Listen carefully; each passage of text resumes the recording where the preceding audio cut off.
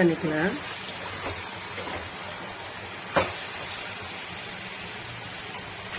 இந்த ஸ்டேஜில் கரம் மசாலா வேணும்னா போட்டு தேவை கிடையாதுனால தக்காளி கொஞ்சம் நாட்டு தக்காளியாக பார்த்து ட்ரை பண்ணாதவங்க ட்ரை பண்ணி பாருங்க.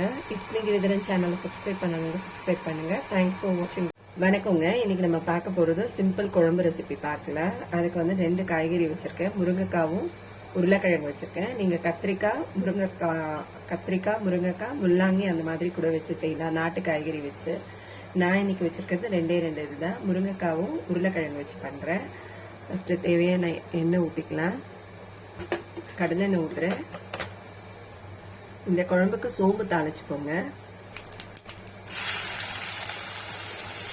நான் ஒரு 3 நார்மல் சைஸ் உருளைக்கிழங்கு வச்சிருக்கேன். 2 முருங்கைக்காய், ஒரு திட்டமான அளவு முருங்கைக்காய் வச்சிருக்கேன். அதுக்கு 2 வெங்காயம், பெரிய சைஸ் வெங்காயம் போட்டிருக்கேங்க.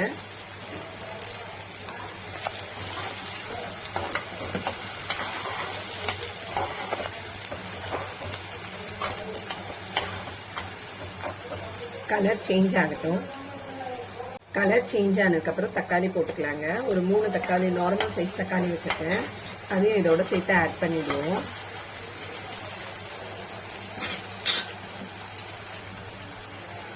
இந்த குழம்புக்கு இஞ்சி பூண்டு பேஸ்ட் கொஞ்சம் போட்டுக்கலாம், தேவையான அளவு.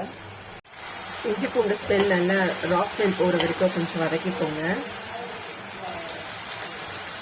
முருங்கைக்காவும் உருளைக்கிழங்கு நம்ம இதோட சேர்த்து ஆட் பண்ணிக்கலாம்.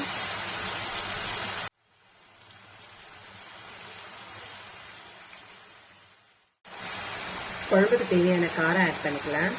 கொஞ்சம் மஞ்சள் பொடி போட்டுக்கலாம். தேவையான உப்பு ஆட் பண்ணிக்கலாம். எல்லாம் நல்லா மிக்ஸ் பண்ணிடுங்க.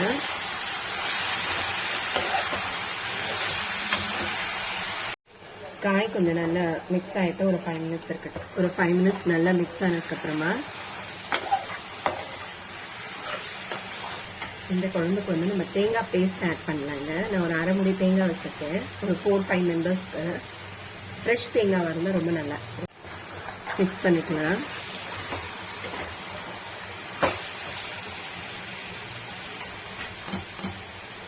தேவையான அளவு தண்ணி சேர்த்துக்கலாம். நமக்கு குழம்போட கன்சிஸ்டன்சி எந்த மாதிரி அளவுக்கு தேவையோ அந்த அளவுக்கு தண்ணி சேர்த்துக்கலாங்க. இந்த ஸ்டேஜில் கரம் மசாலா வேணும்னா போட்டுக்கலாம். எனக்கு தேவையில்லை, நான் கரம் மசாலா போடல. ஆனால் இந்த குழம்புக்கு கரம் மசாலாவும் யூஸ் பண்ணால் ரொம்ப நல்லாயிருக்கும். கொத்தமல்லி கருவேப்பிலை போடல, புதினா ஆட் பண்ணணும். இந்த குழம்புக்கு ரொம்ப கம்பல்சரிங்க தேங்காவும் புதினாவும். புளி தேவை கிடையாதுனால தக்காளி கொஞ்சம் நாட்டு தக்காளியாக பார்த்து எடுத்துக்கோங்க. ஏன்னா அப்போ தான் அந்த புளிப்பு நமக்கு பேலன்ஸ் ஆகும். இப்போ இதை ஒரு 2 விசில்ஸ் கழிச்சு வாங்க பார்க்கலாம். 2 விசிலுக்கு அப்புறமா பாருங்க, குழம்போட கன்சிஸ்டன்சி கரெக்டாக இருக்கும். நம்ம தண்ணி ஊற்றி கொஞ்சம் திக்கு இருக்குமே. இது சாதத்துக்கும் நல்லா இருக்கும், சப்பாத்தி இட்லி தோசைக்கும் நல்ல ஒரு சைட் டிஷ்ஷாக இருக்கும். இந்த ரெசிபி ட்ரை பண்ணாதவங்க ட்ரை பண்ணி பாருங்க. இட்ஸ் மீ கிரிதரன் சேனலை சப்ஸ்கிரைப் பண்ணாதவங்க சப்ஸ்கிரைப் பண்ணுங்க. தேங்க்ஸ் ஃபார் வாட்சிங்.